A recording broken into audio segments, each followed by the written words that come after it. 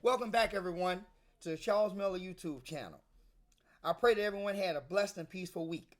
But we're going to talk about a subject today that's going to have some very sensitive points of views in this message.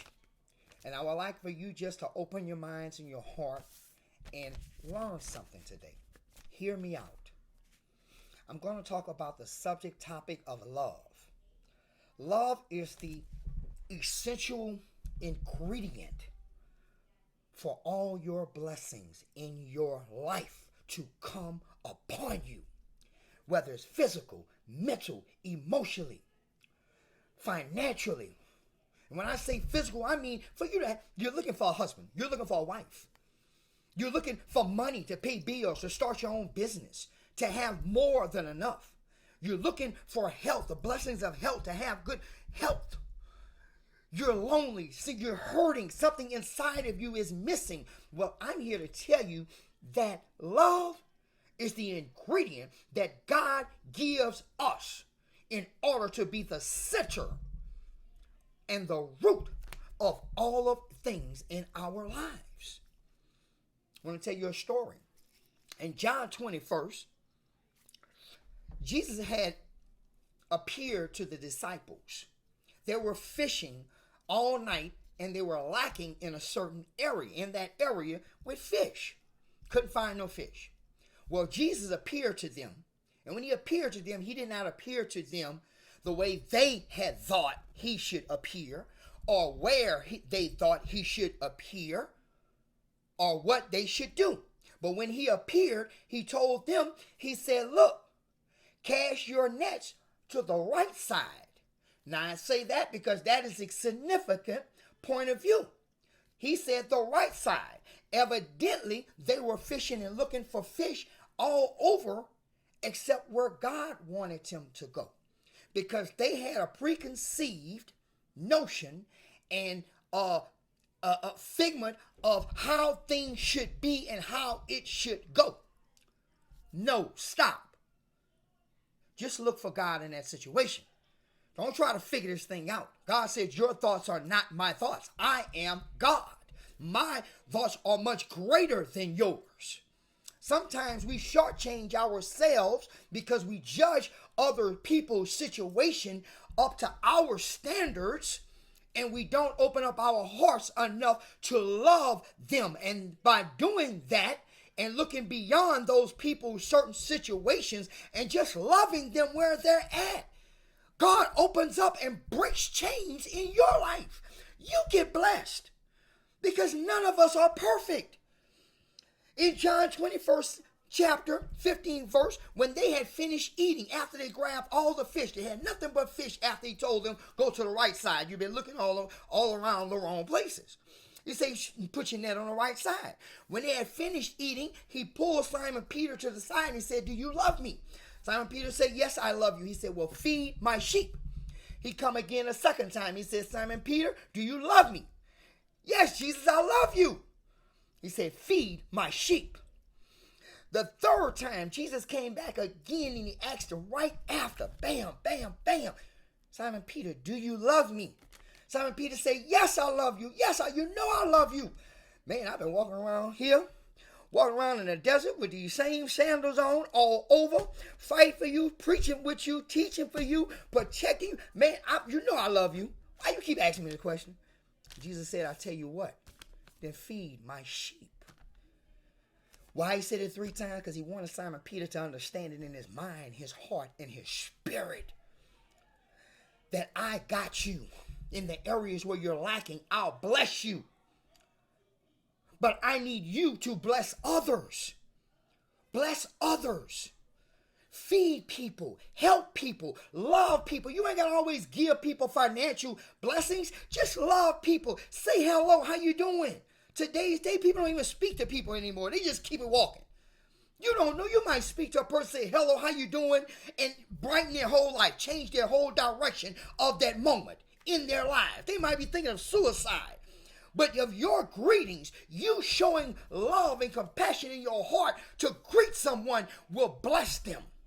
Or you see somebody on the side of the road hurting and they're asking you for money or they're hungry. You ain't got to actually give them the money, but you could go buy something and bring it, give it to them to eat. Bless them. Look after people. Show others love. And I guarantee you, God said, love others as you would like to be loved. I don't care who they are.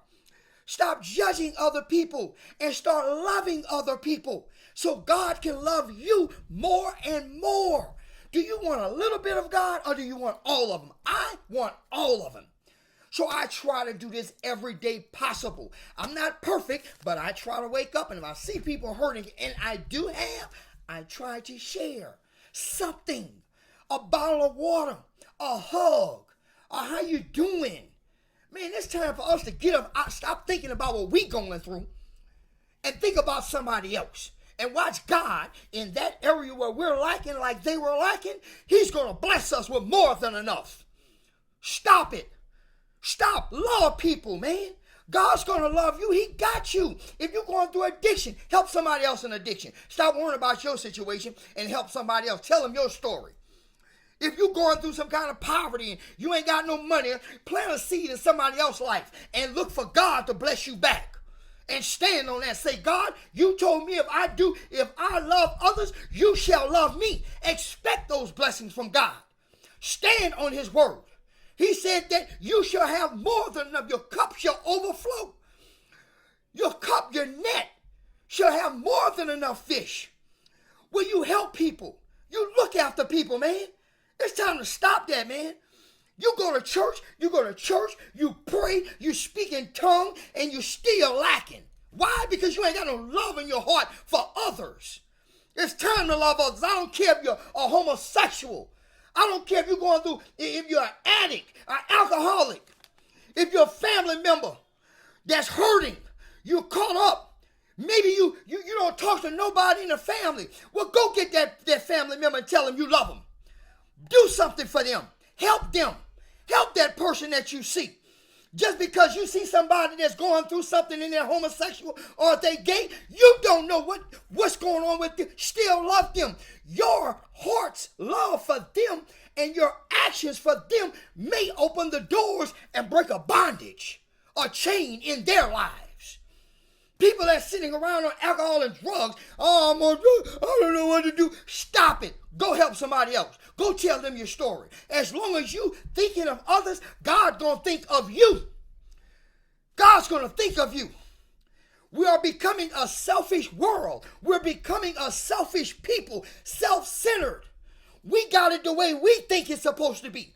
Somebody told me one time that, I see people use the word equally yoked. You're not equally yoked because I don't have financially what you have. You don't know what I had and what God has in store for me. My little brother today, 2 years ago, he was broke. Today, he's a millionaire. You know how many people looked at him and said, oh, you ain't got it? Now, you know how many people today trying to call him up, he can't even talk to you, he can't even answer the phone because he's been blessed financially. But they didn't know that God had already blessed him spiritually to be rich a long time ago. So that physical thing ain't talking about nothing. You better show somebody you love them. I remember I met someone, me and this person got together, their family was in church and all of this good stuff, and they're Christians, yes. They were just lacking in a certain area.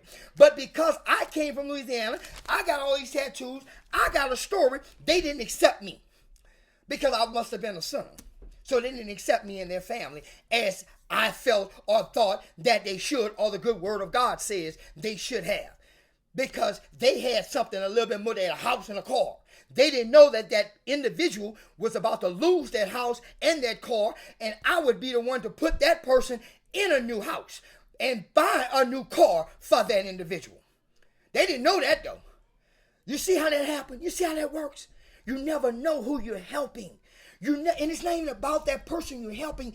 It's about you showing love for others so that God can pour down blessings and open up doors that you've never seen before.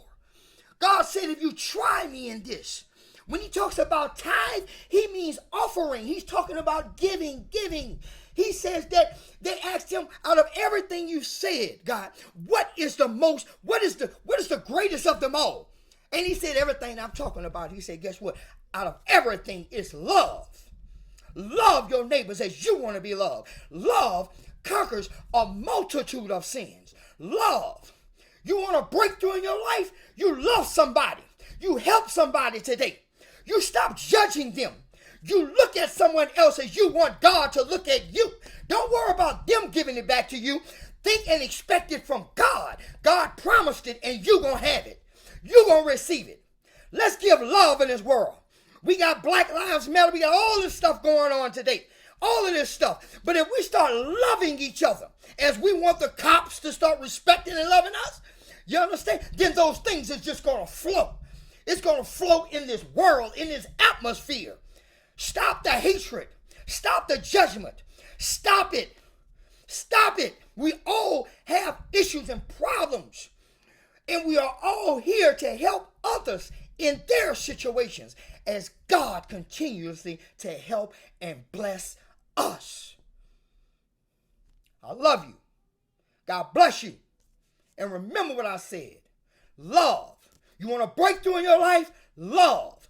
Love, love, love. As I end my sessions and messages, don't tell me how much blessed and highly favored you are. Tell me how much of a blessing you are being to someone else and how much highly favoring them that God is favoring you. Let's love each other, everyone. Let's show love. Let's get a breakthrough. Let's get all of God. And let's be the best per people that we can be. Amen. I love you. Till next week.